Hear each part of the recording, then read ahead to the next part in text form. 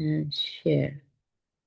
So this section came to my mind after reading today's Sengede, although the Sengede can be interpreted in different ways. There's no right or wrong.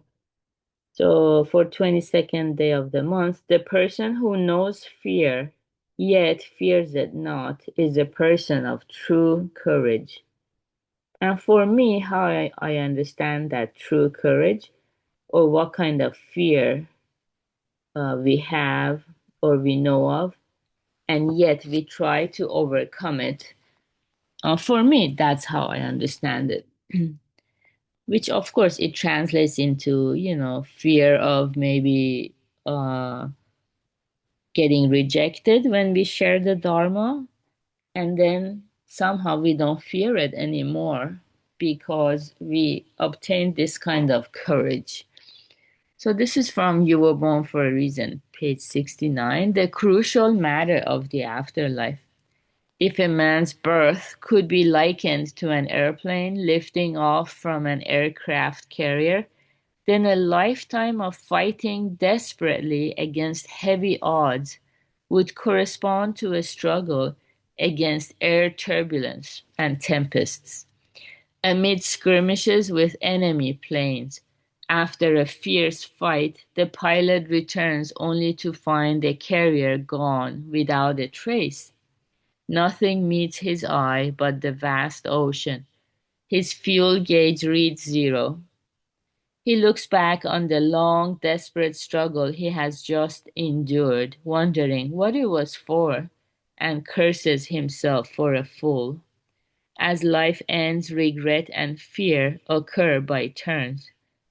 These words from the larger Sutra of Infinite Life surely sum up the frame of mind of the pilot as his plane crashes into the sea. Just as for an airplane there is no worse fate than a crash, so in life there is no event of greater consequence than death. That is why Buddhism speaks of the crucial matter of birth and death, or the crucial matter of the afterlife. We have squandered our days. We have sought the wrong objectives. Talent, property, and power have earned us the respect of others without affording us either joy or satisfaction. Why have we not rather sought happiness to satisfy the soul? We are left with nothing but sighs of regret. So wrote Seneca, a Roman philosopher who lived in the first century. This lament only can be the regret of someone taken aback by the blackness of his prospects after death, darkness of mind. This is the pitfall that no one sees coming until the last curtain of life. Perhaps that is what prompted Russian writer Anton Chekhov to write, "Life is a vexatious trap."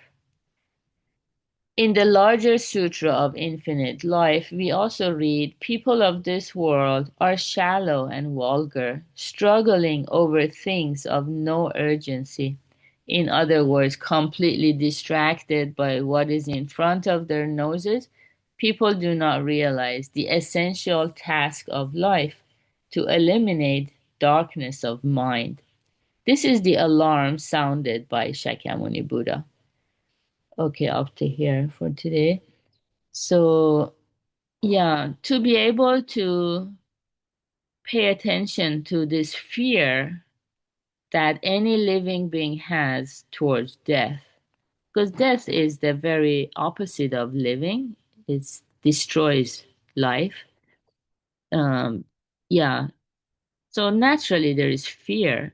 If you try to kill an ant or a cockroach in your house, they will run away from you with all their might. For all living beings, sentient beings, there is nothing of greater consequence than death. Everything else can be repaired or it's replaceable, but not death. Death is a one way event, it cannot be redone. So, when we have this fear or darkness of mind towards death and just try not to think about it. So that's not courage, but to um, face that fear and try to look for a solution. Buddha is offering us the solution to transform the darkness or lack of certainty about the future into certainty of becoming a Buddha in the afterlife, and which is called nirvana, to experience enlightenment of a Buddha whenever death comes. That's the purpose of life now. We can gain that certainty. So people who find that courage to confront that dark mind and look for the solution, that's the definition of true courage. Yeah, in Buddhism, there's nothing greater than that. Yeah, so all of us here joining the recitation meditation here, listening to the Dharma, and sharing the teachings with people or helping other people develop a bond with the Buddha, with the enlightened teacher.